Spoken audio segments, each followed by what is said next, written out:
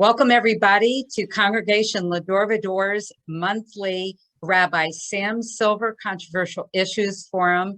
It's December 15th, and tonight is a very special program. We're honoring and remembering Christopher Hitchens on the 10th anniversary of his passing, and we're having a tribute to Christopher Hitchens, and we're going to be talking about, is God great? And the beginning of this program, Rabbi's going to introduce, we're going to have a video for about 20 some minutes, and then we're going to open it up to Rabbi Barry and our guest, BJ Saul of the South Florida Humanistic Congregation, Bethlehem. And we're going to have a fascinating discussion. I look forward to it. And then we'll open it up for questions and answers. So thank you all. Take it away, Rabbi.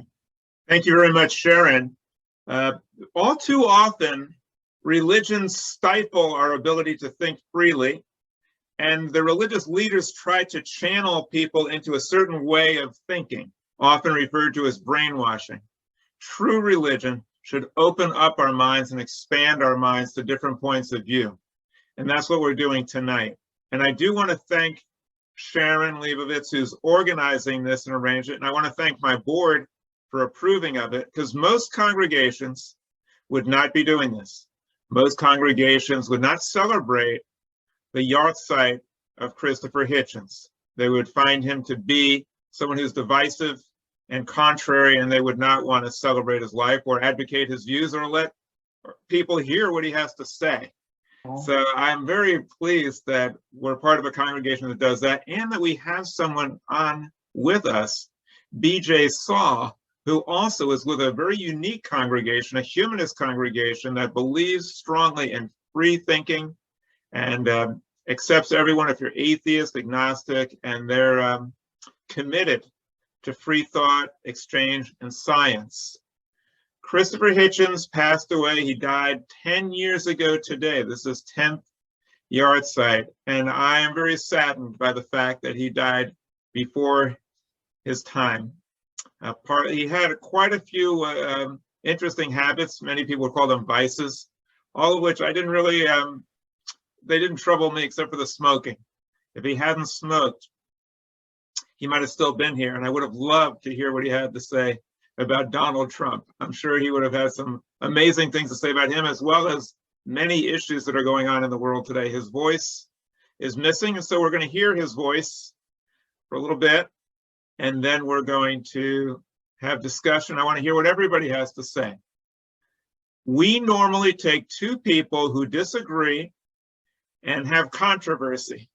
However, Christopher Hitchens is one of the most controversial characters and eloquent speakers of all time. And therefore, he alone can stand up and introduce controversy without having anyone else on the other side. You will hear him at his best. And I want to thank Sean with the Agathon Foundation for compiling these videos and disseminating them. I encourage you to listen and support Agatan Foundation, and also to support Beth, the humanist congregation that celebrates freedom of thought. And now, let the controversy begin.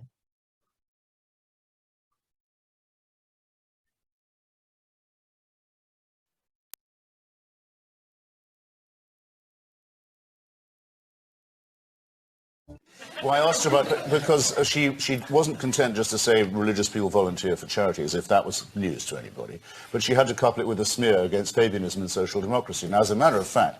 Well, they weren't there, Christopher. That's all I was saying. I'm so sorry to say that without the efforts of Fabianism... But you're good at smears. The efforts of Fabianism... What's wrong with the smear? I don't... I'll get to the end of this sentence if it kills you. I, for one, will take it as extremely insulting if any person of faith makes the assumption that their faith gives them a moral edge on me. I want to hear a lot more apologizing from the faith-based communities for the evil that they've done before they even start clearing their throats and telling me I wouldn't know right from wrong without their permission. I'm sorry, I won't be, can't be spoken to in that tone of voice, and nor should any of you. So what if God actually exists, sir, would he not have been good to you? No. He wouldn't. Because if that were true, it would mean that I had an eternal supervising parent who would never die and let me get on with my life, never let me grow up, would keep me under surveillance.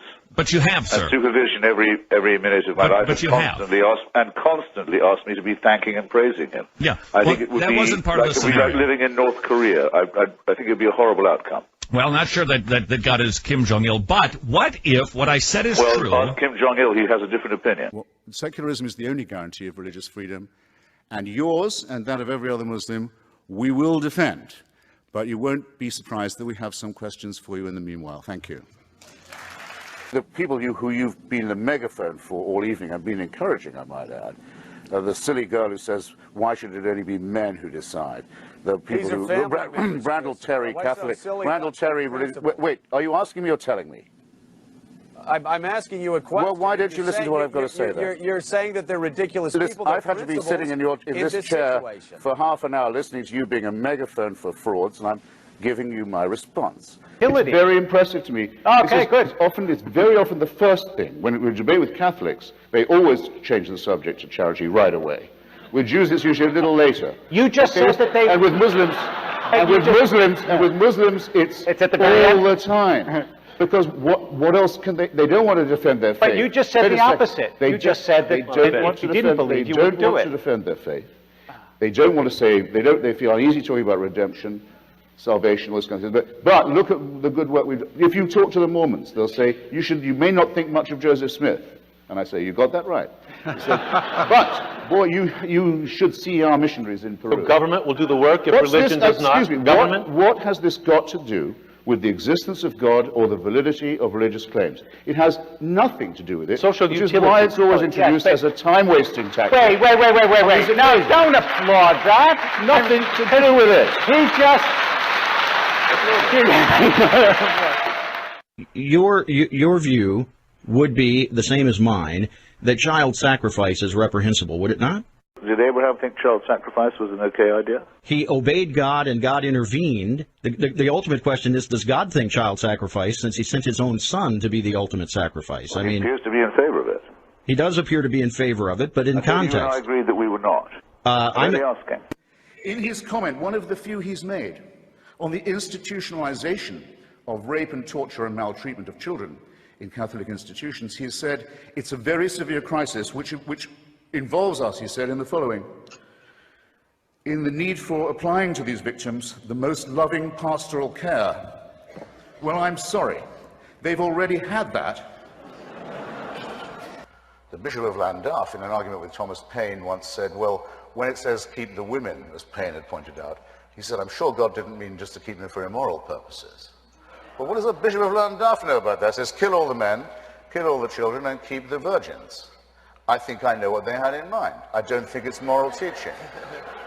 For you to say of Nazism that it was the implementation of the work of Charles Darwin is a filthy slander, undeserving of you, and an insult to this audience.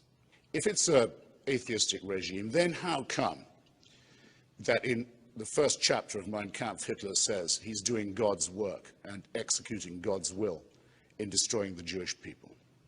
How come the Führer oath that every officer of the party and the army had to take, making Hitler into a minor god, begins, I swear in the name of Almighty God, my loyalty to the Führer? How come that on the belt buckle of every Nazi soldier it says Gott mit uns, God on our side? How come that the first treaty made by the National Socialist dictatorship, the very first, is with the Vatican? If someone tells me that I've hurt their feelings, I say, well, I'm still waiting to hear what your point is. Right. I'm very depressed how in this country you can be told, that's offensive, as if those two words constitute an argument or a comment. Not to me, they don't. And I'm not running for anything, so I don't have to pretend to like people when I don't. I want to go back to this importance of narrative in its own right. They're fables, they're folk tales that have endured. They're not literally true, but there's great value in the universal truths that are taught just by the story itself. For example, the creation story. Could you at all agree with me that some of those stories are valuable just as a metaphor? The creation story is ridiculous garbage. and has given us a completely false picture of our origin as a species and the origins of the cosmos. It's done nothing but harm, and it's considered laughable by anyone who's ever studied the subject. I mean, if you want me to give you a good mythical, or quasi-mythical story, it would be the life of Socrates. We have no proof, as with Jesus, that he ever existed. So it doesn't matter to me whether he did or not, because we have his teachings and his method of thinking and his extreme intellectual and moral courage. And anyone who could look me in the eye and say they preferred the story of Jesus or Moses or Muhammad to the life of Socrates would, I think, be, I have to say it to you, intellectually defective. Is it really to be believed that until they got to the foot of Mount Sinai, the followers of Moses believed that up till then, adultery, murder, theft, and perjury were okay? They're suddenly told, oh, hey, we got some new ideas for you. I don't think so. It's a bit of an insult to the ancient Jewish faith, of which Jacob and I are both rather disgraceful ornaments in our different ways. As in vindication, being proved repeatedly and over again right when other people were wrong, that does a lot for me. But raising the sights just a fraction, I'd say that to me that what matters most is the pursuit of happiness, in the words of our greatest founding father, and the pursuit of liberty, freedom, and that these things are incompatible, completely incompatible with the worship of an unalterable celestial dictator, someone who can watch you while you sleep and convict you of thought crime, and whose rule cannot be challenged, and who's the big brother whose eternal reign may not be disputed. That makes the concept of the pursuit of freedom and happiness completely negative, negates it. So one of the things I live for is to return a stout and joyful non-serviam to this dictator, who I'm pleased to find doesn't really exist, but is instead a creation of those who want to install a theocracy in the real life where I can participate, and I'm not going to give them an inch. The second thing I live for is, if not exactly passing on my genes, taking part in activities that might allow those genes to be passed on.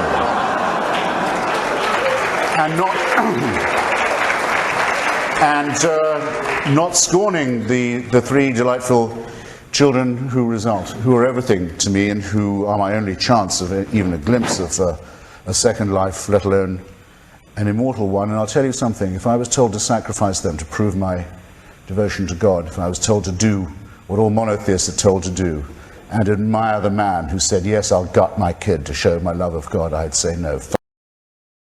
Do you believe that that God, if he's provided everything for you, has rights on your life?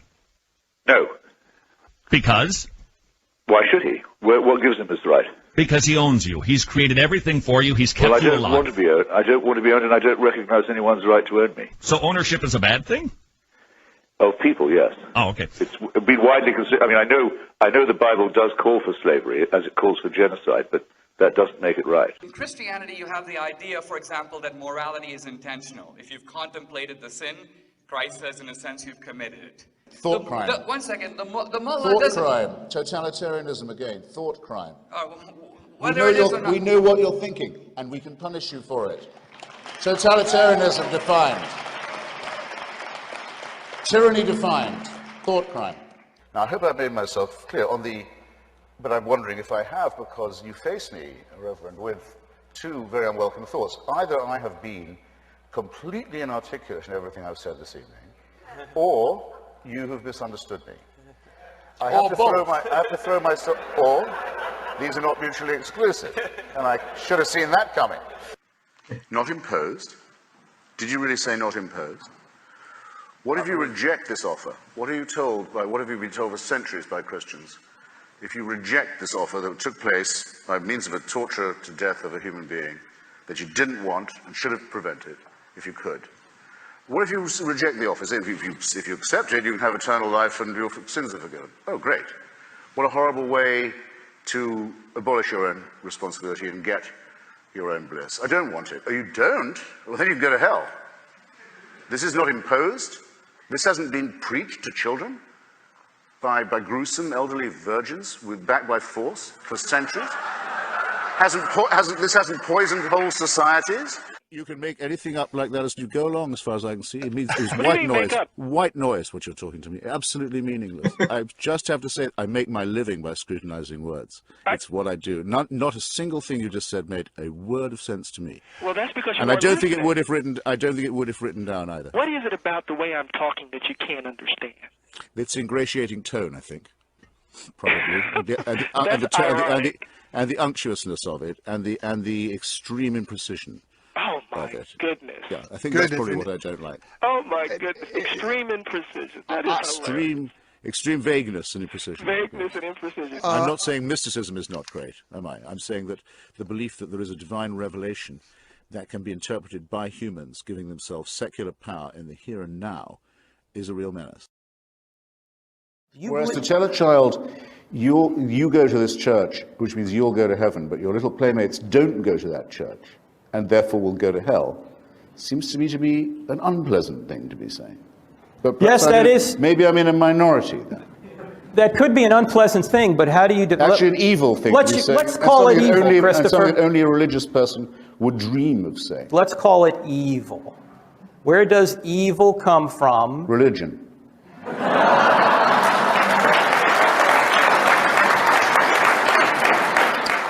Everyone has to understand that it is those who feel that the divine is prompting them, who feel they're permitted anything and everything. And it is those who are the leading, most salient, most violent, most vicious opponents of the values and civilization that Thomas Jefferson stood for and promulgated.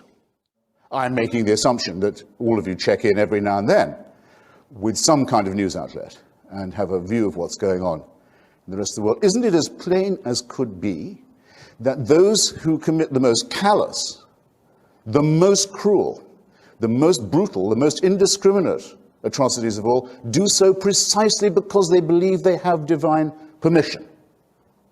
Shall I answer my own question? Shall I insult you?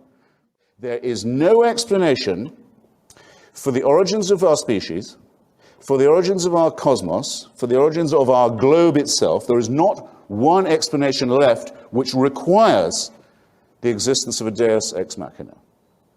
In every case, we have a better or sufficient explanation. People who say, well, since we don't know, we may as well say it's God, are simply drumming their fingers. They're wasting their time and they're trying to waste yours. Ontologically, limbo exists for those who believe in it just as God does. I'm not here to deny that. It's only a few decades now since the rival church, the Church of Rome, the Church of England, announced that really no one actually goes to hell. It could be that after you die you're forbidden God's grace, but there's no real place of eternal, unending, infinite torture and torment with which those who claimed the grace of God and the redemption of Jesus made a living for so many years. And how do they make their living? By lying to children. Think of it. Hundreds and hundreds of years of people proudly earning their keep by lying to children and terrifying them, and saying that because they could do that, they were morally superior to us. Reason, common sense, decency, ordinary decency rebels against this kind of mind-forged manacle, however charmingly or humorously it's expressed. But hell exists in the minds of several people I've spoken to just today on this campus in the intervals of other conversations. For them it's real, and I don't say that it's not. What I want to show is that it can, if it does exist, nonetheless be abolished, like many other mind-forged manacles and man-made tyrannies that confront us. And in fact, that this belief in a supreme and unalterable tyranny is the oldest enemy of our species, the oldest enemy of our intellectual freedom and our moral autonomy, and must be met, and must be challenged, and must be overthrown. One of our guests tonight wants to know if your beef really isn't more with, say, the concept of original sin and universal depravity than it really is with religion in general, that you have a very specific view of what religion is, and that's what you have a problem with. Well, yes, I mean, I think all religions are equally untrue, because I don't think there is a supernatural dimension to be appealed to, or to be used as an explainer of what we don't currently know about our species or about the cosmos. I think you get along much better if you exclude that assumption. And that means you don't empower, if you can exclude it, if you can limit it to a private belief, a belief people keep in their homes and so forth, which are, of course, more than entitled to do. It means you don't find that you're dealing with a class of witch doctors, mullahs, priests, rabbis, and others who make a living in politics by saying that they have special rights because they're doing God's will, which has been a curse to humanity throughout its entire existence. And currently, I think, in the form of theocracy and its various bullying threats, represents a very direct, immediate threat to the survival of our species. So yes, we'd be better off without it.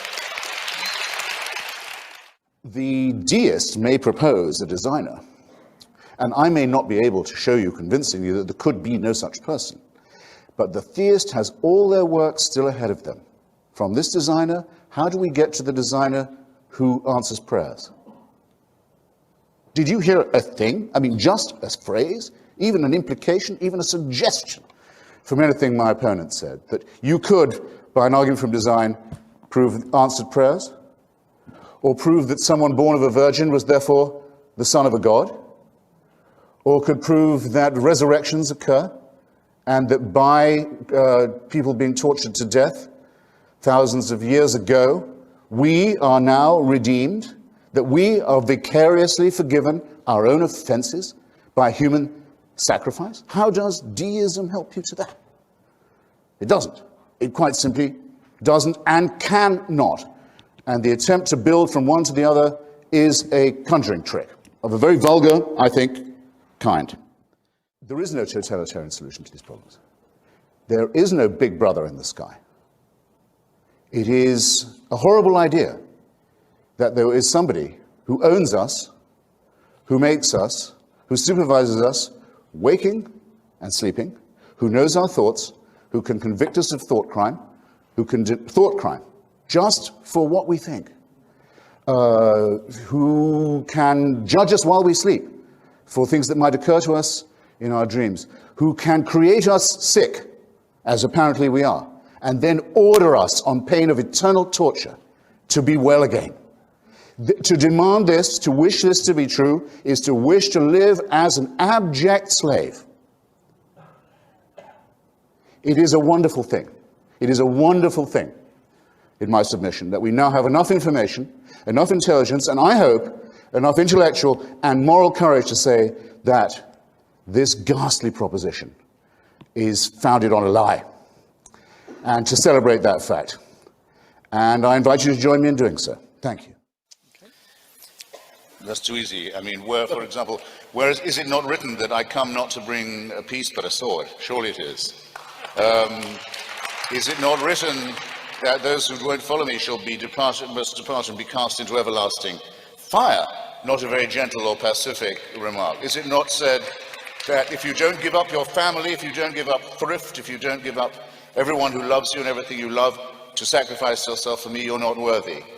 These are strongly coercive and implicitly authoritarian or even totalitarian statements. And as C.S. Lewis rightly says, it's one of the very rare occasions where I agree with him, he said, you may not say that the preachments of Jesus of Nazareth are all right, even if you don't accept the religious basis of them. Lewis quite correctly says, if you don't accept that this man was the Son of God, you'll have to notice that many of his statements and sermons are either wicked or insane, or both. It's only on the belief that the world is very soon coming to an end, and that he himself has the right to claim a messianic role in this conclusion, that any of it can make any sort of sense at all. And everyone here knows at least some of the examples of what would be counted as wicked or insane if the messianic claims were found to be questionable, which they have been. Say there's no intervention, we go to heat death. Does that mean that the universe was not created and not designed? It doesn't entail that belief, no, but it makes it, okay, so what's your point? Makes it seem a very capricious designer. Shall we say, rather as I said, it's an old verse of Phil Greville's, created sick, commanded to be well. Why would people be told, okay, I can create you, but I'm going to create you with original sin, misery, shame, death of children, disease, and so on, just to see if you can pass a test that would mean I might not send you to hell. I don't say that that didn't happen. I say that I'm very glad that the evidence for it is very scanty. And I accuse those who do believe it, and I can't have been surely misunderstood on this point, of harboring a very sinister desire to live in a totalitarian system. How do you define sinister? Mr. Hitchens. The desire to be a slave. Is that masochism, is I think. that, I regard chemicals in your brain, I regard or is there masochism. something beyond you that? I'll say that I think masochism is a sinister and creepy impulse. Yes. Mr. Hitchens. Question for Dr. Church. All right. I won't take a minute to ask. I don't just support and try and help out those who dissent from the ridiculous belief of Christianity and the horrible idea of vicarious redemption. In other words, the idea that by watching another person suffer, an innocent person suffer, that you could be freed not just from your debts or your sins, but your responsibilities. You could cast your sins on a scapegoat. I don't just oppose that disgusting belief. I oppose the Judaism from which it's plagiarized and the Islam that plagiarizes from it. And I give publicity and exposure whenever I can to those who were brave enough in old times to oppose this nightmarish belief. And one of the great opponents of the Islamic totalitarianism in ancient Persia was the great Omar Khayyam, perhaps the greatest poet of old Persia, whose Rubaiyat, I'm sure, is known at least to some of you. And my favorite verse of this comes from the Robert Le Gallienne translation, and it takes the form of a question. The quatrain is in the form of a question. It says, "And do you think that unto such as you, a maggot-minded, starved, fanatic crew, God gave a secret and denied it me? Well, well, what matters it? Believe that too." So this magnificent astronomer and scientist and physician and humanist of Persia, who opposed the cruel, sadistic, verminous, ignorant mullahs of his day, I borrow the question, what is your authority for saying that you know something that I don't? Will you promise to do it quickly? So if your wife is pregnant and you know it's not you, the only alternative is that it's the Holy Spirit. That's a false... David Hume deals with this quite well. He says, in the case of the laws of nature being suspended, you have to ask yourself, have they been suspended in my favor, or am I possibly under a misapprehension? I think it's Thomas Paine who asks, which is more likely, that the laws of nature are suspended or that a Jewish girl should tell a fib? We have to grow up out of this stuff, you know. Now, your problem, Dr. Lennox, John, if I may say so, yes, is not with me. Your problem is with Monsignor Ronald Knox, one of the greatest Christian apologists, first an Anglican, then an Anglo-Catholic, then finally a Roman Catholic, who in his book of apologetics very directly says Jesus of Nazareth never claimed to be God. It's not my problem. He claimed sometimes to be the Son, or let people run away with that idea. And to Jews, he was asked, when he was asked the direct question, are you the expected one, the awaited one, the one we want, the Messiah? He gave a slightly evasive, but they thought profane answer. Now, this is my account of this is correct, I'm sorry to say.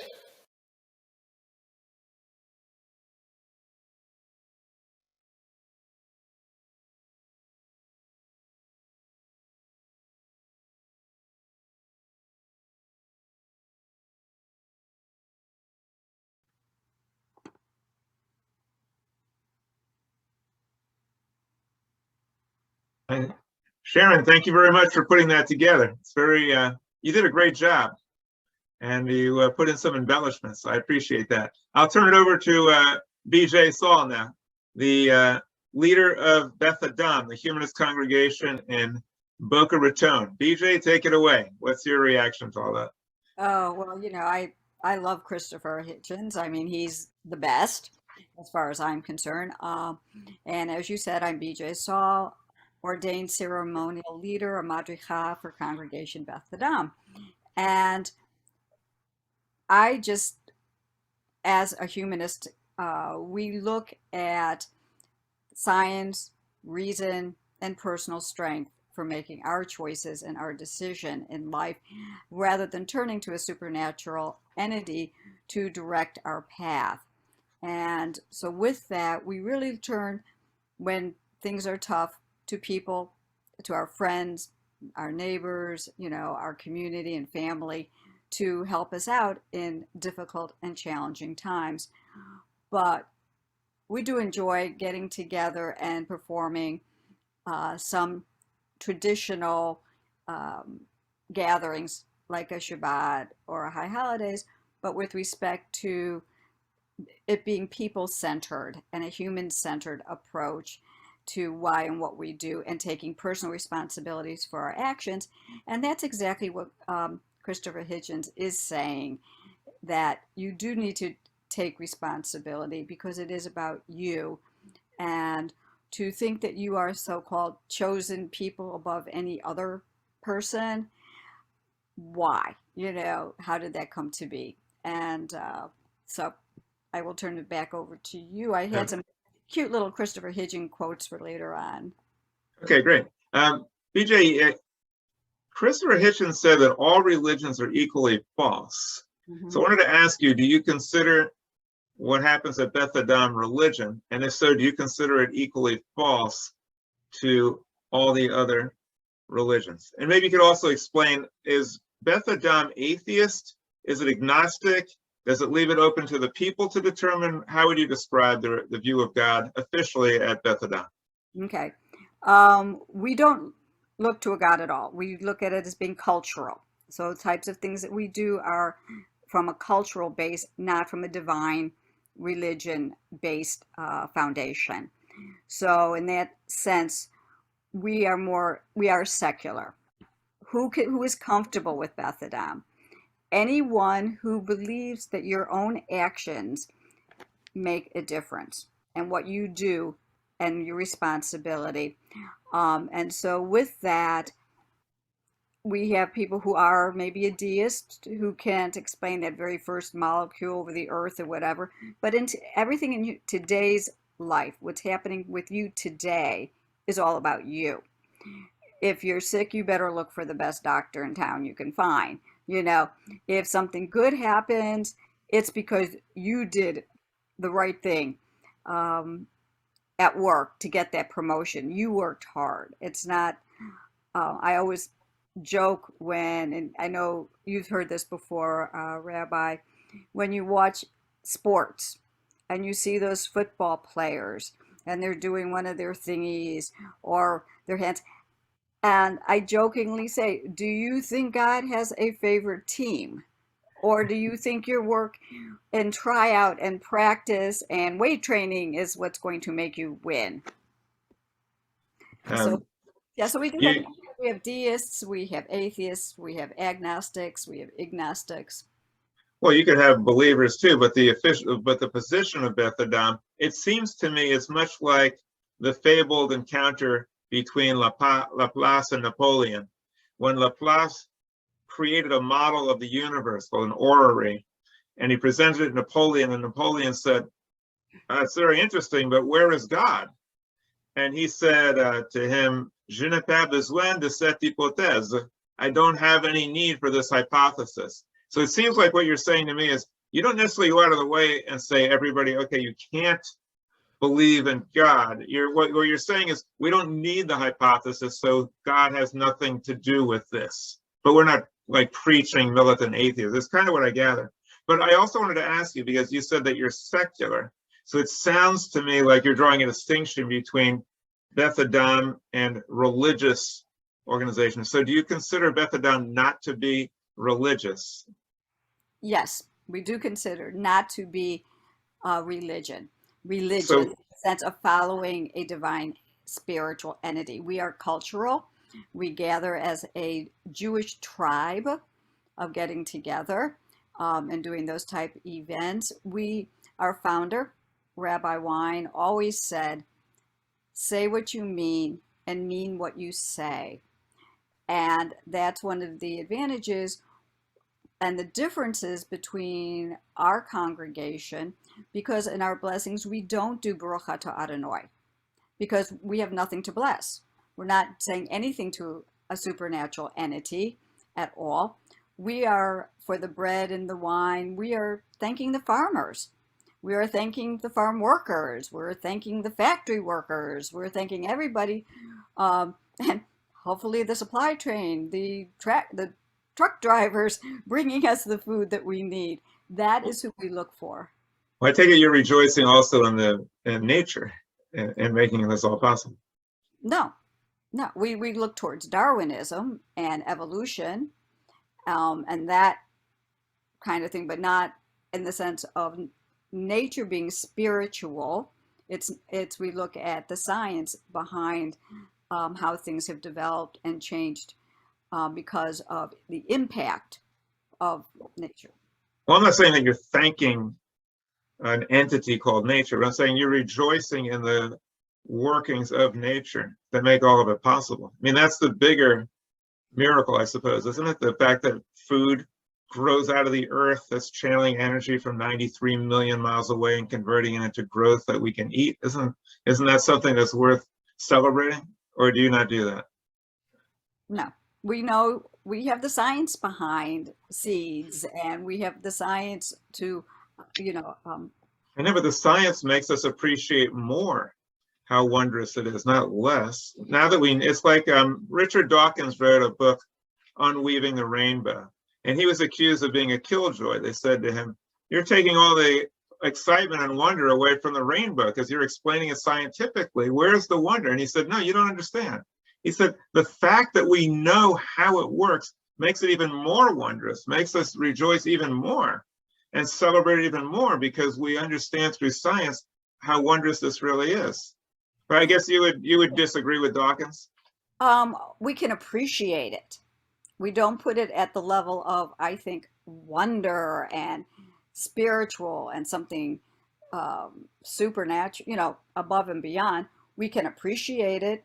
I mean, we certainly can enjoy it, but what we say at L'Dor Va-Dor is that there is no supernatural, but the natural is super. But let's go on to talk about Christopher Hitchens.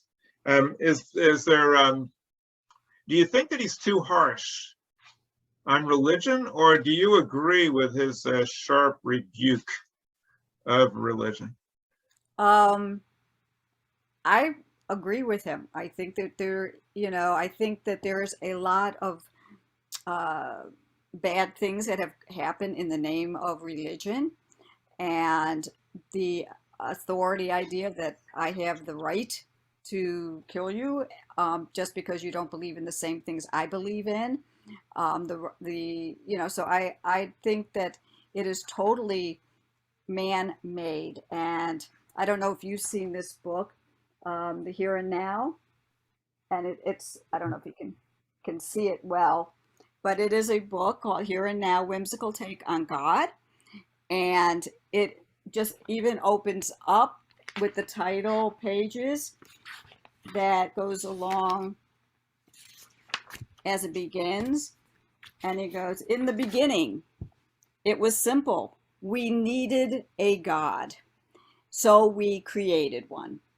And then it carries on from there, and how humans created the need and created gods, and then into God. Could you share with us the quotations that you said you had from Christopher Hitchens? Oh, okay. All right. That which can be asserted without evidence can be dismissed without evidence. To terrify children with the image of hell, to consider women an inferior creation, is that good for the world? Human decency is not derived from religion. It precedes it. We keep on being told that religion, whatever its imperfections, at least instills morality. On every side, there is conclusive evidence that the contrary is the case, and that faith causes people to be more mean, more selfish, and perhaps above all, more stupid. And he has, the essence of the independent mind lies not in what it thinks, but in how it thinks. And finally, I had, I suppose that one reason I have always detested religion is its sly tendency to insinuate the idea that the universe is designed with, quote, you in mind, or even worse, that there is a divine plan into one fits whether one knows it or not. This kind of modesty is too arrogant for me. So those are just a couple of his quotes that I liked. Thank you very much for sharing that. And I'll share some thoughts on my own about what we just listened to. By the way, there were some who thought that that was too much of Hitchens to listen to, that we should have made it shorter.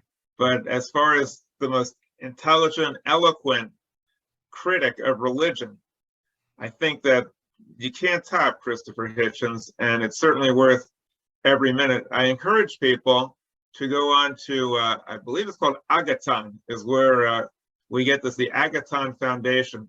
They did an incredible job of compiling the best of Hitchens. They actually call it, if you want to look it up, the best of Hitchens. And you can look it up and you can see all of these amazing quotes and dialogues. And I also encourage you to support them, because there's a lot of fake news around, and Christopher Hitchens is portraying a lot of real news, and it's really wonderful to hear him. I do want to share some of my take on Christopher Hitchens. And I hope that, I saw this once at a debate, the moderator said this: I hope that you'll experience at least one disconcerting moment this evening where things that you just took for granted, you'll begin to challenge and have a moment where you're not quite sure anymore. And I hope that when we listen to Christopher Hitchens, I've heard it quite a few times, and each time it's wonderful, but I hope that everyone listening will have at least one moment where you question some of your beliefs that you had from before. So I happen to agree with Christopher Hitchens on so much, as I do with BJ, but I do take issue with him on certain things. First of all, he says all religions are equally untrue. And I don't want to get bogged down in semantics. So I define religion very differently than BJ does, and maybe than Christopher Hitchens does. Christopher Hitchens and the four horsemen of atheism tend to define religion as belief in God. And they have difficulty imagining or conceiving of religion that doesn't involve belief in a deity. It's really pointless to get involved in a discussion of what is religion, because then you're just arguing over semantics. I don't want to be accused of being anti-Semitic, but I will tell you that my father defined religion for me in a way that I think makes a lot of sense. He pointed out that the word religion comes from this root, L-I-G, which is the same root as the word ligament, and it means to tie together. It's related to the word league, and a ligament binds parts of the body together. My father explained that what religion is it's a way of binding us together with other people, with other living things, and with the entire cosmos. So getting out from under our own skin and only thinking about ourselves and recognizing that we're part of something larger, that's what religion is. And I think that's a very useful, helpful definition of religion. And by that definition, we don't need to believe in a supernatural being. We can believe 100% in science, which tells us that everything is connected in some way, and that we originated from a single source, not a supernatural force, from a natural force. And so I would not agree that all religions are equally false, but I do understand from his definition, if you're defining as belief in a supernatural deity, then I suppose that does make sense. He also said that faith is bad, that faith is always bad. And I disagree with that, and I think it's conclusive. I don't see how you could argue that it is. Faith in a supernatural being, I would agree, is bad. And I think it's always bad. But if you have faith in your spouse, faith in the ideals of America, faith in Jewish ideals of kindness, of peace, of love, and if you have faith, even though you can't prove it, that if you live up to these ideals, your life and the world will be better, I think that's a good thing. And I also think that without it, life would be very sad and despondent and not worthwhile living. if you didn't have faith in people and ideals and hard work and those types of things. That's what makes life worthwhile. And He did. Rabbi, I'm just going to Yes. interrupt you there. We too believe in faith, okay? And it's the faith that's saying your doctor, because he's proven he's been able to diagnose your illnesses and treat you appropriately. And you then do have faith in people or events that have proven themselves to you. So yes, we do use the word faith. Right. Let me also further refine that. The Christopher Hitchens and the other four horsemen of atheism, which I agree with, when they criticize faith, they define it as faith is belief in the absence of evidence. Right. If that's your definition, then I would agree. That's not a good thing. Anytime you believe something in the absence of evidence, that's very dangerous, and that's been a failure of human beings from time immemorial. But faith doesn't have to mean belief in the absence of evidence. What it could mean is that you have evidence, but not 100% evidence. So you have a whole bunch of evidence to get you very close to a point, but you're not 100% there. There's a little gap, but you're going to use faith to close the gap and operate as if this is true, understanding that you might be wrong, but operating under that assumption because it seems to be that the facts fit, and also it seems to help your life. So like if you have faith, let's say in your child or your spouse, and you're willing to believe in them and work with them and trust them, you don't have 100% proof, but it makes life worthwhile. And usually you're going to be right because it's based on evidence. However, if you're married to a wife beater and this guy's doing horrible things to you, and everybody's telling you that, and the evidence is showing you that, but you just have this blind love or blind faith in that person or this God or this ideal or this anything, and there's no evidence, or it's a contrary to the evidence, that type of faith is very, very dangerous. I'll just share a few other things about Christopher Hitchens that I really appreciate. He did say that if he had to choose a religion, he has a sneaking admiration for Judaism, because Jews tend to challenge the status quo when we question authority, and he liked that.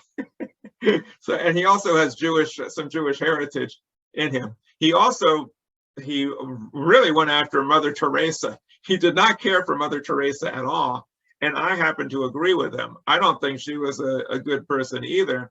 And he was saying that in India, where there's suffering from massive overpopulation and starvation, she considered the most important thing to preach against abortion and contraception and family planning, which just made the situation worse. And he said that she celebrated suffering, not the alleviation of suffering, and that she also went around to dictators and received lots of money, like the guy in like Duvalier in Haiti took millions of dollars to get her picture taken with him so that he would have this veneer of respectability with Mother Teresa and people would think well of him. Meanwhile, he's going on butchering and murdering his people. That's a really despicable thing to do. And so I share his contempt for her. And he also didn't care for the fact that the media builds people up into becoming either saints or sinners to get ratings. And he was very candid. I think that we learned so much from Christopher Hitchens, and he really helped get people thinking. And he also helped us to see that teaching children to believe something without evidence and making them think like we do and scaring them into believing it with the thought of hell is child abuse. I couldn't agree more. It is child abuse. And I think we have an obligation to protect children, because if we don't, those kids who are brainwashed, let's say in a madrasa, they will grow up not only to harm themselves, but they might fly a plane into a building. You know, while we were just minding our own business here in America, not really caring what was going on in Afghanistan, kids were being brainwashed, innocent children. It wasn't their fault. They had their childhood taken from them, and they became brainwashed into killers. And so at our peril, we ignore the brainwashing of children, which religion is so responsible for. That's why every Yom Kippur, every Day of Atonement, I say what religion has to atone for: division, conflict, war, ignorance, considering the despoliation of the earth as our right because it was created all for us. These are great evils, and we need to apologize for it. But my take on it is that the solution to bad religion, like the solution to bad government, is not no religion. And it's not no government. It's good religion and good government. And I'll just conclude my comments with this, then we'll open it up. I agree with so much of what Christopher Hitchens says, especially that religion is narrow. It believes that the universe was created just for us. Copernicus showed us that we're not in the center of the universe, and Darwin showed us that evolution wasn't just with us in mind. Religion needs to be wholly transformed. And I hope that the teachings of Christopher Hitchens will help us look inside and use introspection to see there's so many things about religion that have been harmful. How can we make it better? I don't throw out the baby with the holy water. I say, let's transform religion from the tribal to the global, and let's transform religion to concern just about humans to the planet. And let's all use religion in order to galvanize the people of the world to consider every inch of earth holy ground and to make it our sacred mission to protect this planet and all living things on it. That should be the mandate of religion. And if we're not doing that, we're just wasting our time and rearranging deck chairs on the spaceship Earth or on the Titanic. I'll leave it with that. I have some concluding remarks also. I'm going to offer a special Kaddish and Lord's Prayer that I created. That's a humanist approach to it. But I'd like to open it up now. Everybody, feel free to go out. I think I saw Sean on the line. I think I saw Sean, who is responsible for bringing all of these wonderful videos to light.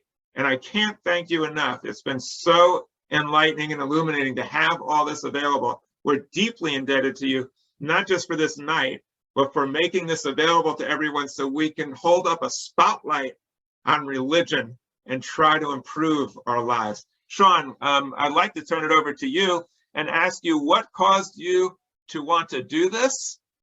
What has been the response? And how do you feel knowing that you have made this invaluable contribution to humanity? It's all yours. Thank you, sir. Can you guys hear me? Yes. Beautiful. So you guys actually put a lot on the table. I'm going to start with your questions. I was a religious person. My family was always very moderate Muslims, and even in a Sufi aspect of it, which makes it a hippie version of Islam. So they ignored, like you guys, most of the harsh or all of the harsh aspects of Islam, and only focused on, let's say, spiritual, beautiful aspects or anything that they could translate to something beautiful. Yet, I was lucky enough to be born in a family that they were extremely open-minded. To the point, this is very rude, I apologize, but I want you to kind of like grasp the difference between me and everybody else, that it is a normal person in a normal family. I used to, after I was introduced to sex at the age of 7, I argued with my parents openly about anal sex. This is huge. This is crazy. Who would let their child do that? In the same way, I was actually allowed by my family. I'm the only child. My parents let me to actually go and experience other religions and make up my mind. So I was never actually forced into a religion, but automatically, as most of people on the planet does this, I adopted their version of Islam until I actually came to US and I was introduced to different ideas, because unfortunately at that point, which makes it, what, 20-some years back, there was no internet, there was no outside information coming into Iran, and the culture, as you guys know, it's a theocracy.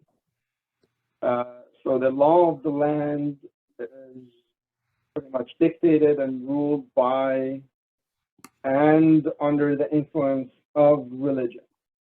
For example, right now I am atheist, I'm going to get into that later, but I have a good explanation. Please don't judge me based on that word alone. Changing your religion from Islam to anything else, there's a death penalty for it. It's called apostasy, especially for someone who's atheist. So I can never go back to Iran anymore. And the different ideas, arguments, I was always into arguments. I always wanted to challenge everything because to me, being proven wrong is wonderful. That means you're advancing, you're becoming something more, you're gaining more information. You have to base your life upon that information. Better information, better judgment. So I had no choice but to become an atheist based on all the information that I was receiving from outside. It was extremely painful. I easily went through 2 years of depression, but I was able to start filling those gaps, which we call morality, with actually scientific answers. And I realized a lot of people, especially back in the days when I came here, even saying that I'm an atheist, it was kind of very taboo. Now I see like people say it openly and there's no consequences, which I love the change of culture within this 20 years, thanks to giants such as Christopher Hitchens. I was always a fighter. I got it from my mom as I had wonderful moral parents, and I decided to actually make a difference. I just for the fun of it, just as an experiment, I opened up a Facebook page, started doing really good, moved on to other platforms, and I created the Agathon Foundation, which Agathon, it's short for Agnostic, Atheist, Anti-Theist Foundation. And this is what I am in a spirituality aspect of it, religious aspect of it. Logically, I can never say there's no God. So philosophically, logically, I am absolutely an agnostic. You can never disprove a negative. Well, no. Behavior-wise, lifestyle, what I believe and go by, I'm absolutely an atheist. Don't believe in afterlife, ghosts, God, anything supernatural. If science proves tomorrow that the God of the Abrahamic religions, we are talking about Abrahamic religions mainly. Like, we're not talking about, when you guys mention religion, you are really talking about Christianity, Islam, and Buddhism. Judaism. You're not talking about Zennism, Jainism, Buddhism. They're completely a different field. Mainly the focus is that. No, we're talking about religion itself, not just our religions or the Western religion. When we say religion, we mean any religion. I do want to get you to focus in though on the question I asked, is we got a bunch of other people who are going to be speaking. So I want to get your so at the end, if the God of Abrahamic religion existed, it's a horrific, horrible entity, which I still, even science proves the existence of God, I would fight openly, because our morality at this moment in more advanced countries are much more advanced than the morality of that God. So go ahead. No, I just wanted to get you to react to how does it feel knowing that you're responsible for educating and informing? What do you have, like millions of people who are watching this? And what kind of reaction are you getting? I'd like to know how you feel about making that contribution. I have over 1 million views a month, over 150,000 followers. I wouldn't dare taking the credit for posting other people's work. I just wanted to make it shorter, to make compilations as of something useful, because I know people don't have patience, people don't research, they don't want to hear the whole argument from both sides. So I decided to actually pick and choose the best moments, logical arguments of non-believers, which I even got backlashes from atheist side when I posted some from some people who they politically didn't agree with. And it is actually shocking to me that supposedly the atheist community, since they actually went through a change, decided not to believe in something that was forced upon them, should be more open-minded. Yet I actually see that's not the case. Just the fact that you're atheist definitely are not open-minded,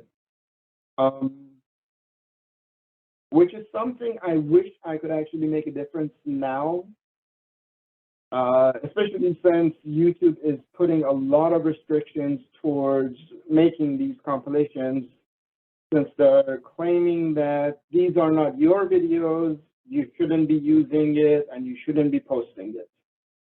Which, because of that, they actually shut down plenty of YouTube channels that they were doing the same thing. So let me just say this to you, Sean, if I could. I just want to thank you for doing what we call in the Jewish tradition a mitzvah. It's a good deed. And some rabbis would be appalled that I would use that term to describe you're giving a platform to Hitchens. But I'll just say it, that you're doing a great deed in service to humanity. I truly appreciate what you're doing. And if you run into any legal troubles, I'll be glad to represent you for free. It would be my privilege. Okay? You can call on me, and I know some other attorneys who probably feel the same way, and that is not an empty gesture. What I do as an attorney is I do civil rights, free speech. I'm happy to help you out. I thank you very much for what you've done, and I thank you for sharing some of your comments with us tonight. It's really an honor to be with you today, because I just think so highly of what you've done, despite the controversy. I would like to open it up now. I want to hear what some of the other folks think about Christopher Hitchens. Does he go too far? Does he not go far enough? And what are your thoughts? I see Steve West out here. Steve West is an organizer of the In Crowd that's bringing together a lot of the religious community. And I'm going to let you know a little secret. When he has all these religious leaders together, he usually doesn't tell them what he thinks about religion the way he might tell me. So, Steve, you're welcome now to share your true thoughts about religion and Christopher Hitchens, if you want to unmute yourself. Unmute. Go ahead. So thanks for the opportunity, and thanks for this really joyous expression, because Hitchens is right on the money. But I don't even know where to start, because you and I have had discussions over the years. But I'm going to start with my birth. Who am I? I am the compilation of thoughts and ideas and identifications of everybody who's come before me. So people 5,000 years ago, people 2,000 years ago, with the same process, but perhaps slightly different thoughts. People who founded this country. If I had to say, identify myself without thinking about it, I'd say, well, I'm a male, I'm an American, I'm a-religious. That's different than atheist, because it's a-religious, because I think religions are a choice that people can make, and they do bring comfort and even irrational answers that people can think are rational. So religion is kind of irrelevant. Here's a religion right here, and today this may be the prevalent religion. Well, it does say "In God We Trust" on it. Yeah, it says "God We Trust," and people worship it. They have faith in it. It's just a piece of paper, and you have faith that you can buy some eggs and milk with it. So, but my point the point I'm trying to get to is that I am a victim of those who have come before me, because when I was young, the thoughts that were put into my head, you can call it brainwashing or anything more generous than that.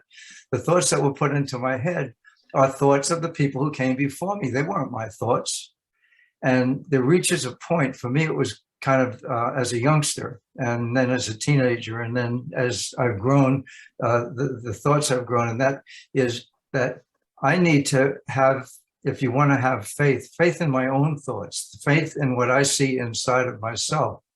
And that doesn't align with a lot of the thoughts that are in the world that people agree on, like a religion. People agree on that, but they reinforce each other.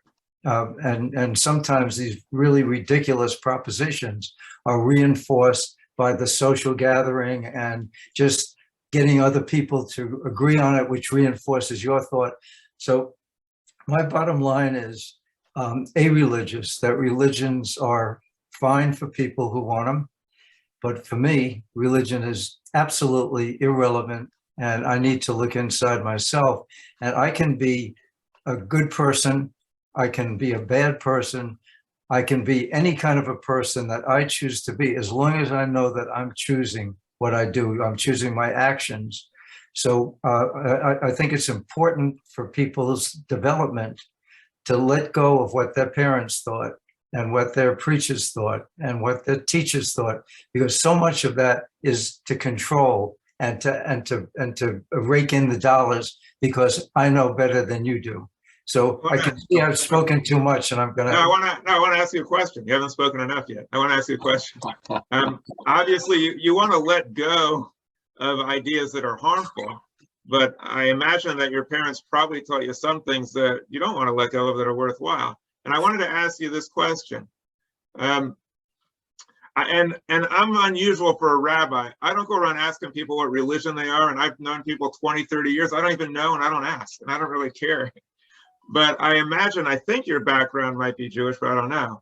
But do you think that in light of the fact that Jewish people have won a disproportionately large number of Nobel Prizes, that Jewish people have been behind movements within nations to try to overturn dictatorship and oppression, have been fighting for freedom, do you think that it's possible that there's something in Judaism that brings forth these Nobel winners, Einstein, and other types of thinkers like that in a disproportionate number? Is there something in Judaism that did this?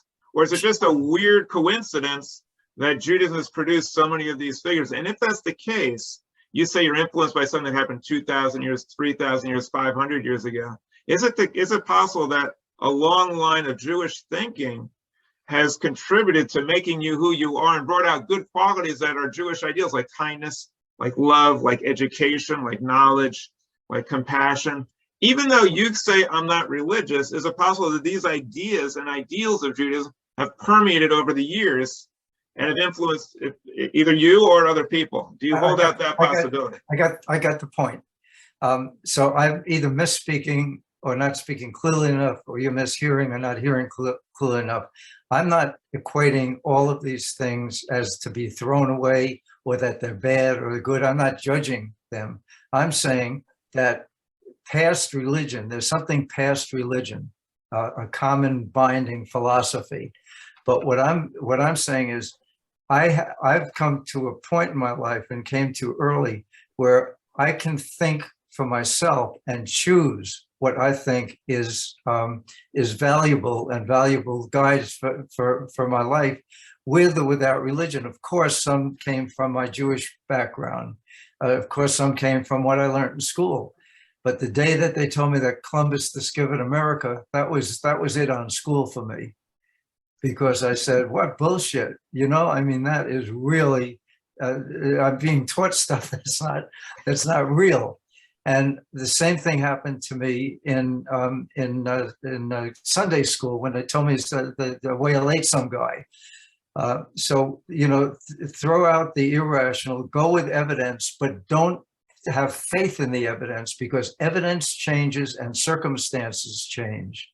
So take everything with a grain of salt. Take what your teachers and your parents and your clergy told you. Take it all with a grain of salt.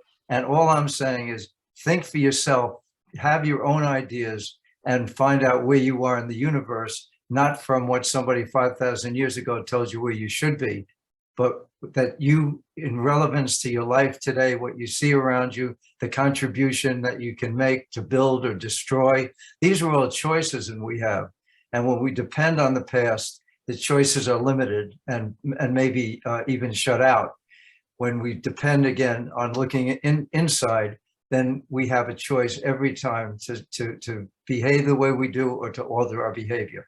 Very good advice, Steve. Thank you for contributing. Thank you for what you're doing to contribute to the betterment of this society.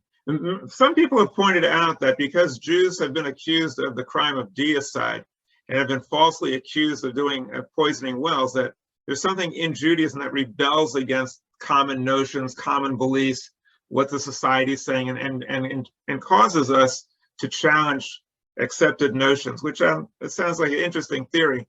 And it seems like a lot of Jewish people who aren't part of the Jewish religion kind of picked up this concept through osmosis. Anyway, I'd like to open it up to other people. Are there others out there who would like to share their thoughts? I see Andy Sussman, who is a wonderful contributor to L'Dor Va-Dor in our music, and also a lot of our spirituality comes from him. So Andy, tell us what you think about Christopher Hitchens. Well, and I know you've served many different congregations. You've served conservative and atheist and reform and all the whole gamut. So tell us your take on Christopher Hitchens. Well, first of all, I want to thank BJ Saul. I want to thank Sean. I want to thank Steve. I want to thank Sharon, of course, Rabbi, and everybody who showed up tonight. This is totally a lucid gathering. And I think this could be we should have 2 or 3 follow-up conversations. I absolutely love much of what Christopher Hitchens has to say, but I will concur with the rabbi, or he intimated it. He tends to be a bit caustic about how he presents his argument. So I want to let other people speak, but I want to throw this out to Sean or to Steve, whoever. Another incredibly lucid thinker that right now in real time, Yuval Noah Harari. I'd be curious to hear what they have to say about his work. And The Demon Haunted World, Science is a Candle in the Dark, of course, by Carl Sagan. Carl Sagan was the quintessential fundraiser from the NSF, because if they would ask him, do you believe in God? He says, I just don't know, because he wants to do more research. But so that's a great answer. And that's kind of what Sean has suggested, that ultimately he can't definitively say there's no God, so he's agnostic. And that's a beautiful way to go. But if I was to isolate, and I want to let more people get in on this conversation, but if I was to isolate something that would glaringly shine a light on some of this, you know, Christopher Hitchens, the nonsense that religion brings to the table, would be the current conversation about abortion, and to categorically not allow a child, 12, 14, 16-year-old child, who may absolutely be ill-advised to carry a child to term, to not allow the abortion in that situation is abhorrent and ludicrous and ignorant, and, you know, speaks to everything that Christopher Hitchens and Sean and Steve and Rabbi and much of us in BJ. So anyway, on that note, we'll throw it back. But one last comment. I think that BJ and Rabbi have a lot to meld together in their thinking. I realize there's two different schools, but I'll speak briefly about what Rabbi said.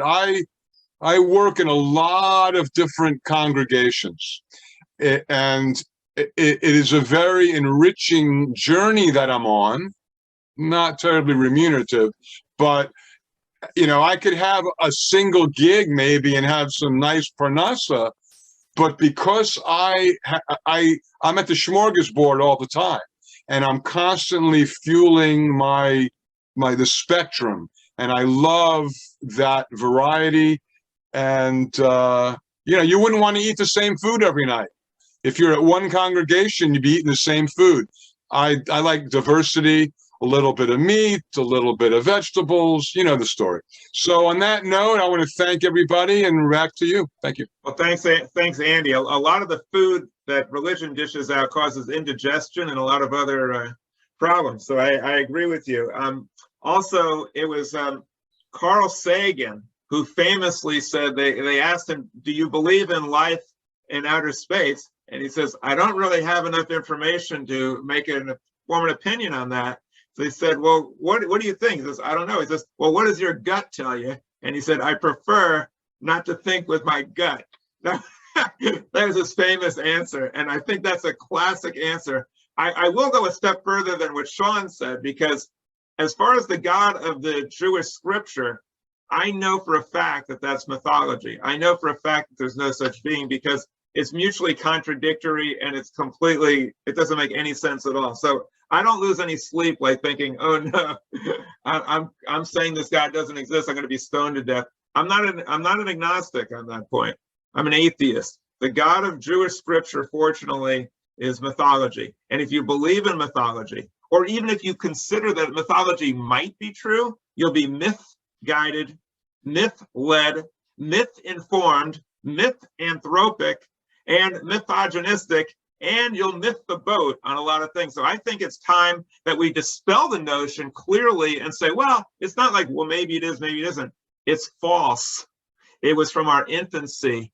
And as Christopher Hitchens clearly points out, this is a barbaric concept, and we should reject it, so that when you reject it, other things can come in. It was, I think, Darwin who said that rejecting error is one of the best things we can do. And I think Sean or others also said this: when you reject something that's not true, it allows the truth to come in. So we should definitely reject these things. Is there any other people? I'd love to hear from others about their reaction to Christopher Hitchens. And thank you very much, Andy, for all you're doing, for your comments. Anybody else? Sharon, are you able to see? I'm not able to see everybody. So maybe, does anybody else have their hand up? Sean has his hand raised. Go ahead, Sean. Thank you so much. So there are so many points I want to talk about, but I try to make it short. Number one, I believe Christopher Hitchens was a much more thoughtful person than what he actually presented himself in arguments. When you're debating someone, unfortunately, it comes down to politics, and you are representing a side. You can't look at it as a scientific aspect and be open-minded and admit defeat, which unfortunately admitting defeat is agreeing with other side's point. So Christopher Hitchens was an incredible debater. Therefore, sometimes his arrogance, I don't think actually was rooted down in him, and obviously he couldn't be such an open-minded person if he was that arrogant and closed-minded. Carl Sagan is a different story. I have massive amount of respect for him. I can say I love him. I love Christopher Hitchens and I love Carl Sagan. He was in a different era. 20 years ago or 20 some years ago, when I actually said I'm atheist, I got negative feedback. Imagine someone who's in charge of Polo project and is doing work in NASA. He's the very first person who's actually bringing science to TV and shows and late night shows. Well, this person can't be open as much as he wants. The same way that I'm sure you guys can't be as open as you want, because there's always those backcrashes, and especially if you go higher, some moves, some topics are political suicide. People are not, unfortunately, that open-minded.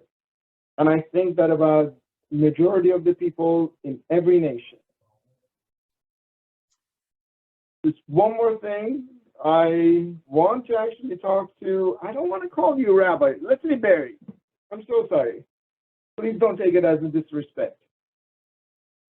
I'd like to actually talk to you later on, hopefully in a debate aspect, about words. We talked about this a couple of days ago, and I have to actually tell my followers, he is such a fascinating, wonderful person. Otherwise, I wouldn't be here. I'm not here to get fame.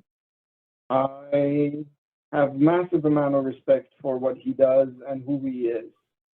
I believe damaging conservatism, old thoughts, old religion, no matter who you are, is wonderful. He calls it Judaism. To me, is not Judaism anymore.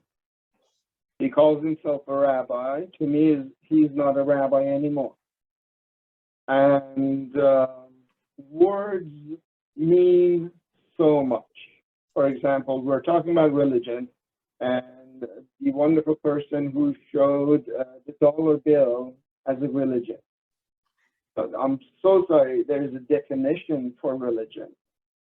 Religion is related to spirituality. Usually, religion predicts what's going to happen in afterlife. So, if that was the case, we could pretty much call anything a religion, a science a religion, which is not at all.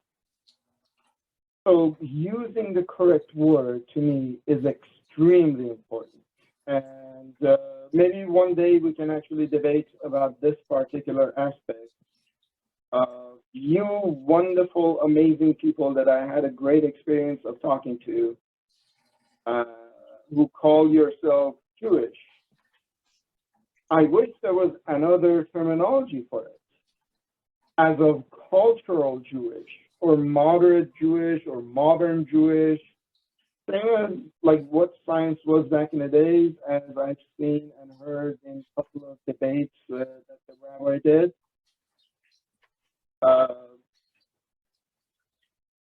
In 300 years ago, there was no science. They called it, what was it?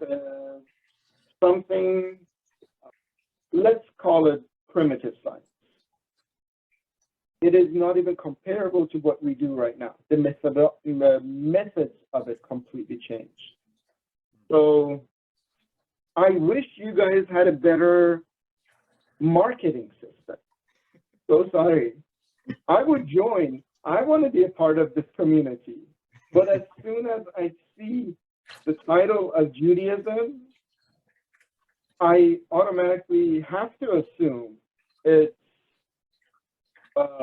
embracing Torah. Torah has horrible things in it. If you only focus on the good parts, positive parts, moral parts,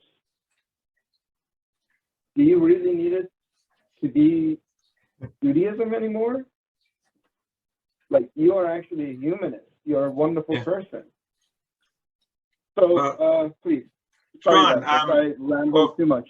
Go ahead. Well, no. I'm very glad that you spoke, because I think you've really done a great service by putting your finger on a question that many people ask and bringing out an issue of paramount importance that I'm glad you addressed. By the way, I don't care what you call me. I don't need any titles. And I also especially like when people disagree with what I'm saying, because I think that makes it a good discussion. You know, we call this the controversial issue series, and then it's like, well, there's no real controversy. We're kind of all like agreeing with Christopher Hitchens. And then all of a sudden you tell me that I'm not really a rabbi and I'm not practicing Judaism, where my whole life, that's what I thought, I was Jewish. So I guess that's good. You've thrown down the gauntlet, and I accept the challenge, and I appreciate that. So let me just share with you my response to what you're saying.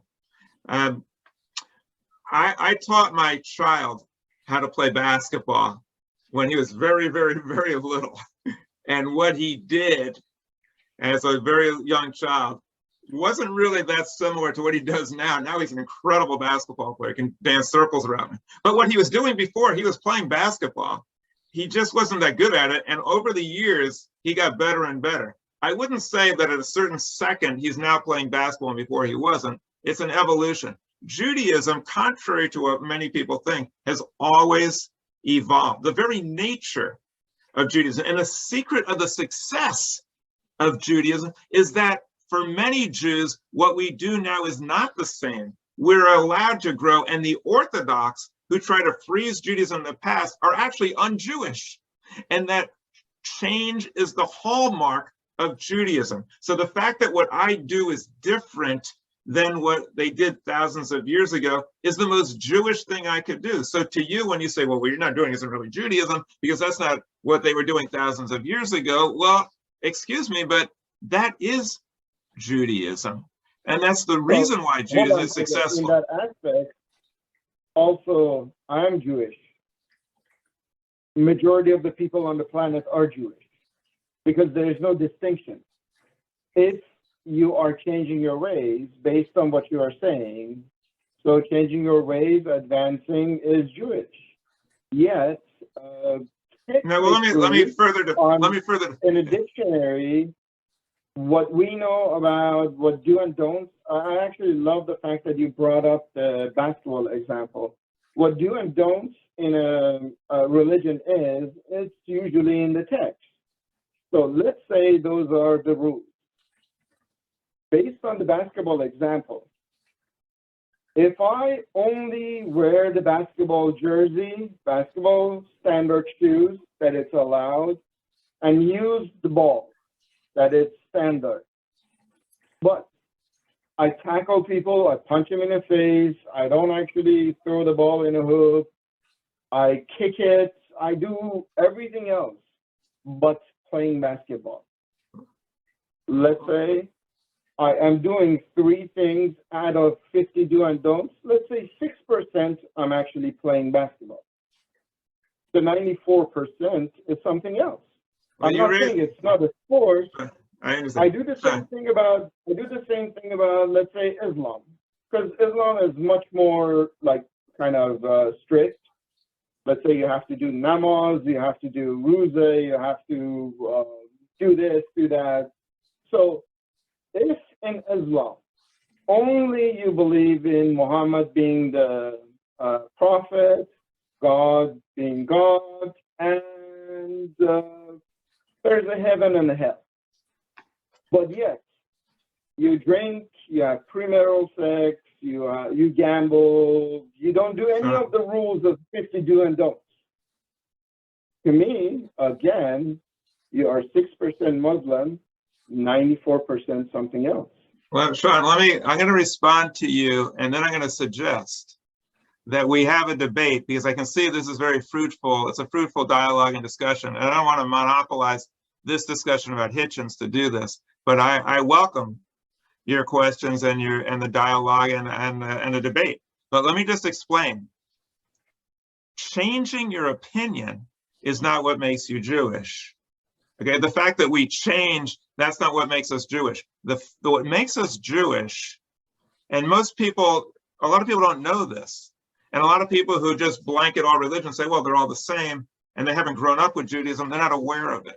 There's certain things in Judaism that are different, that are consistent throughout, that even thousands of years ago. So let me explain again. Religion comes from the word to connect. It's connecting you with other people, with all living things and the cosmos. To me, what religion is, it's thinking beyond yourself and figuring out, how do I relate to everything else? How did I get here? What's my connection with others and the cosmos? And how do I live a moral life? If that's what religion is, Judaism did that from the get-go. From the get-go, Judaism tried to figure out, how did we get here? What moral obligations do we have with others? What ideals should we ascribe to live a better life? Judaism did that from the beginning. It did it very imperfectly, like my son might have done with basketball, like I did when I first played tennis. But the thing is that we're in the game of morality. We had skin in the game, if you'll pardon the expression, from circumcision. We actually literally had skin in the game. So trying to figure out morality, what's my place in the universe, that is Jewish. Judaism believes certain things that other religions don't. Judaism actually questioned God. In Judaism, the leaders of Judaism questioned, argued, debated, and challenged God and told him he was wrong. Standing up to authority is a Jewish ideal that's been practiced since day one, and it's something that the world urgently needs. Judaism says over and over again in the Torah to give to the poor. That's not how it is in all religions. Many religions, yes. Some religions say, well, if the poor are poor, they'll go to heaven and they'll get a better life afterwards. Judaism brought to the world. Now you can say, well, the world would have got it anyway, or maybe it came from somewhere else.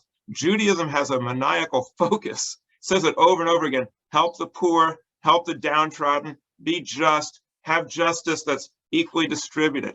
Judaism believes in the intellect.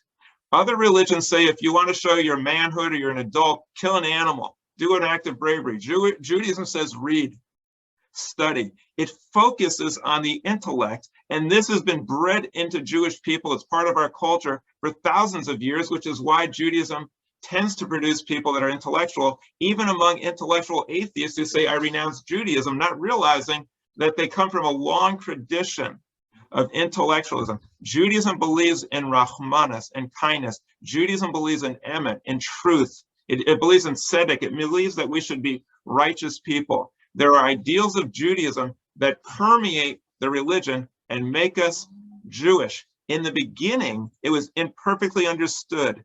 We thought that there was some God out there telling us what to do and telling us to kill other people. And I agree with you, Sean. It's like as different as what we do today in many respects as night and day. But even from the very beginning, there was this aspect in Judaism. And I guess you'd have to read the Torah and study it to know that Judaism is talking about universal peace, universal harmony. The vision that we have today of people living in peace and harmony and love, it's right in the very beginning of Scripture, where it's talking about people loving one another. I have to immensely disagree with that, as you have mentioned in plenty of other debates that you had, which in Torah there's horrific things, genocide, rape. Well, you're not, but Sean, you're not disagreeing with me. I'm acknowledging that it's all there. I'm acknowledging that there's. The fact that I'm disagreeing is, again, comes down to words that we're using. You're talking about culture of Jews right now, not Judaism. There's a huge difference. I have a massive amount of respect for Jews. They are dominating the science in many fields. I don't actually think it's their Judaism, their religion, that it's doing this. What is it? What is it, Sean? It's just a coincidence? I'm going to finish this sentence. I'm so sorry. You know more than anybody that majority of actually the Nobel Prize winners that they are Jewish are non-believer Jewish people, which is the only religion that you can actually say it like this. There are mostly atheists. So technically, it is actually not the religious aspect of Judaism, it's the culture that you're talking about. And I wish there was a different name for the culture. I wanted to be part of that culture. Why am I excluded? I hate the fact that people create these boundaries and they say, oh, well, you're not part of this, I don't want you. Sean. I want to be Jewish. I want to be part of every single Sean, culture Sean, on the I'm planet getting and, Sean. country. Sean, I'm getting pushback on the chat line and for everybody else. They don't want the conversation to go here. But if you're going to directly challenge me, and you're going to tell me that I'm wrong about Judaism, I think I know something about Judaism. I think I've studied a little bit. I think I'm aware of Judaism, and I know for a fact that at a time when the world was seeing all cultures as created by different gods, and that the destiny of human beings was to fight and argue, that Judaism from the get-go had a concept that we were all part of one family, that we all descended from one family, and that our destiny was to live in peace and harmony as preached by the prophets, ideals of love and harmony and intellectual. You cannot tell me that the fact that Jews have been focused on the intellect, on reading, on learning, on studying, on the Talmud, you cannot possibly tell me with a straight face, unless you don't know anything about Judaism, that it's just a weird coincidence that all these Jewish intellectuals exist today, when intellectualism has been a hallmark of Judaism since day one. It's not a coincidence, but we will have this discussion on another time. I invite it and I welcome it. I would like to hear other people, and maybe I'm going to wrap it up with a special 23rd song. Who else? Martin, did you want to say something? We have a rabbi on the line, Martin V. Saul. I think he might want to have something to say, and also Valerie's hand is raised, Rabbi. Valerie's hand is raised, and so is Andy. Okay, well, go ahead. I can. This has been a very, very fascinating discussion. So I thank everybody for it. It has been very, very stimulating in many, many ways, and very insightful in many, many ways. I think we've got a little off the beaten path in that we were talking about what is the concept, do you believe in God? And we sort of got into a religious cultural discussion, as opposed to, do you actually believe that there is an omnipotent entity?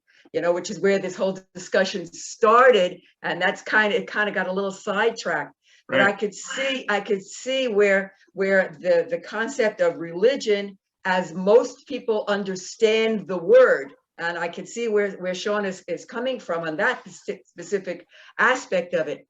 Words are very important, and in general, the world, quote, population believe religion as something, to believe in God, if you will, of some entity, whereas the word culture is something that is part of your background and that you learn from. So I can understand where words actually can bring people down a different path than the word culture. I think what Rabbi Barry is saying is that Judaism, if you will, brings with it a certain type of culture, and a culture of education, a culture of questioning, and a lot of religions, because the Jewish religion comes from a long, long time ago. A lot of other religions, the newer religions, if you will, have picked up on that. But I could see where the terminology of religion is taken differently than the terminology of culture. And the whole concept of, do you believe in an omnipotent being, is really where the discussion kind of got a little off. And that was also a very fascinating discussion. Thank you. Martin, did you want to weigh in on this? Rabbi Saul? No, okay. Who else? Steve, you wanted to get back in. Go ahead. Yeah, just to bring this back to Hitchens. Yes. Something that was outstanding for me throughout and really made an impression was how relevant his remarks are to today, perhaps even or arguably more relevant than they were when he made them, especially the remarks that had to do, that were related to religion. So I'd like to hear something from you, if you will, on his relevance today in a political scope. Yeah, well, Hitchens was amazing in that he broke ranks with the liberals and the conservatives and didn't follow a script. He spoke his mind on issues and he alienated everyone. And that's something that we don't see today. We don't see people speaking their mind. I identify on many issues, especially the environment, gun control, abortion, with liberals. But if I were to say something, and I've done this, about Black Lives Matter, which, by the way, is anti-Semitism, anti-Israel sentiments in its charter, when I said that, many liberals were aghast and they condemned me. And same thing with other types of issues. If I say something about Israel, some liberals will go crazy. We need to have people like Christopher Hitchens who are going to speak out forcefully and tell the truth as they see it and invite discussion, invite debate. My favorite thing that he said is when he said, people say, that's offensive, as if that's an argument. Well, too bad. Get used to it. And I appreciate Sharon putting on, when he used an obscenity, where he said, if somebody told me to sacrifice my son, I would say, and she put it on there because we need people like that, who are going to tell their own side, like people who are Jewish, who are going to tell other Jewish people, that's wrong. And who are going to say about their own people, that's wrong. Christopher Hitchens was invaluable because he spoke the truth and didn't care who he offended, who was listening, and he spoke it eloquently. And for that, he was a tremendous blessing to mankind. And we say in Hebrew, Yihiyeh Zichrono Livracha, may his memory be a blessing. If you want to honor Christopher Hitchens on the 10th anniversary of his death, carry on his message. Speak out. Speak up for the oppressed. Speak up for truth. Challenge sacred cows.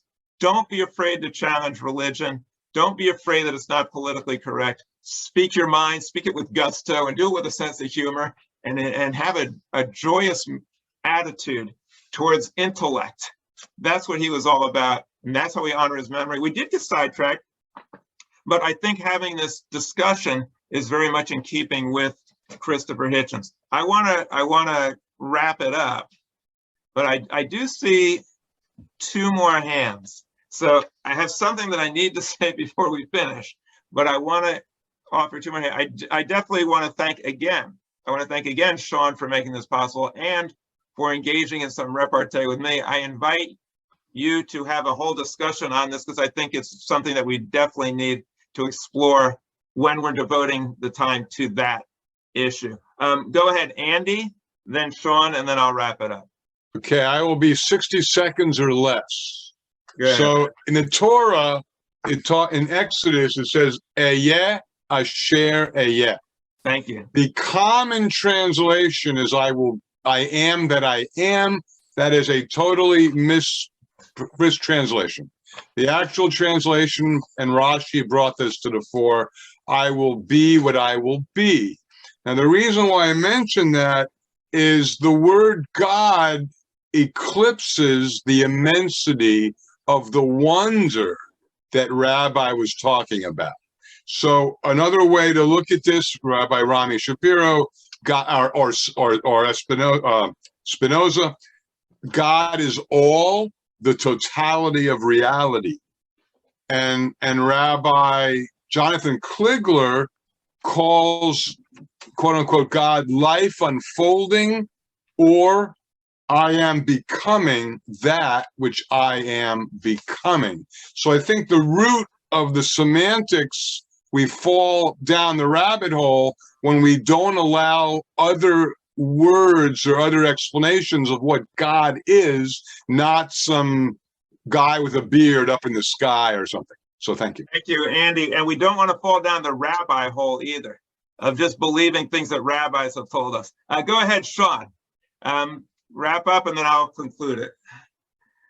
Yes, I try to actually keep it short. I just wanted to mention that Uyghurs right now in a region of Xinjiang, which is Xinjiang, not Xinjiang, are going through genocide, and there are concentration camps of over 1 million people in it. Jewish people went through it. I'm actually sorry. I'm choking up even talking about it. I went to Auschwitz and it was insane. Our fellow human beings, regardless of their background, are actually going through this right now. Your ancestors went through it. Please be someone who actually stands up or right, regardless if they're Jewish or not. And I'm so sorry, I'm talking about. I'm going to shut up. Go ahead. Thank you very much, Sean. BJ, did you want to make any concluding comments? No, I'm good. Thank you. It was a All right. very good discussion. All right, let me just share this. Let me just thank everybody for participating. I do want to read a quote from Einstein, who did believe that science and religion were compatible. He said, as you may have heard, science without religion is lame, and religion without science is blind. He believed strongly that both were needed, a morality and a accuracy. And he also described what he called a cosmic religious experience, when you're filled with a sense of awe and wonder at the universe. And the more you understood that phenomenon of life and the universe, what's going on through science, the more awesome it was. And so he believed that both fed into each other. And Carl Sagan, I feel the same way about him as Sean does. And I have this great admiration for Carl Sagan. And in fact, I've read all his books, and the one that talks about the end of his life, I was in tears just reading about the death of someone so remarkable and so magnificent, as if it was like the death of my own father. I mean, but he said this: how is it that hardly any major religion has looked at science and concluded, this is better than we thought? The universe is much bigger than our prophets said, grander, more subtle, more elegant. Instead, they say, no, no, no. My God is a little God, and I want him to stay that way. A religion old or new that stressed the magnificence of the universe as revealed by modern science might be able to draw forth reserves of reverence and awe hardly tapped by the conventional faith. What Andy said is so true. When they ask God's name, it says, Ehiyeh Shel Ehiyeh, which means there's an evolving concept of God. Einstein described it in 3 phases.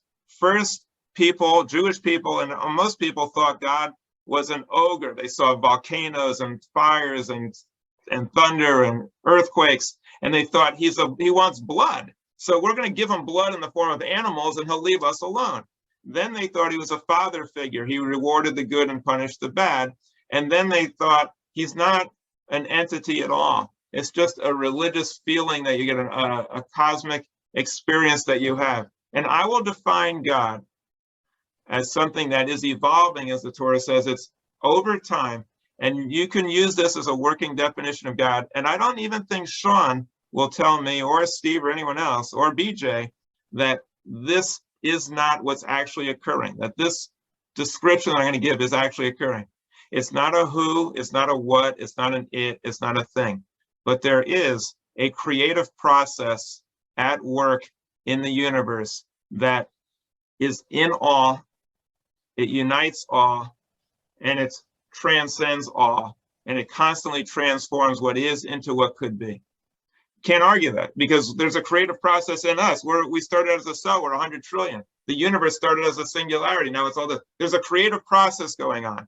Our ancestors didn't get it. They personified it. They were wrong. But there's an evolving concept. And what makes us Jewish is that we believe that there's a unity. That's the watchword of the Jewish faith, the Shema. It's all one. Our ancestors saw it imperfectly, and science is confirming it. So it's all one, and science and religion are coming together to explain that and to help us. So I just want to share with you my 23rd Psalm.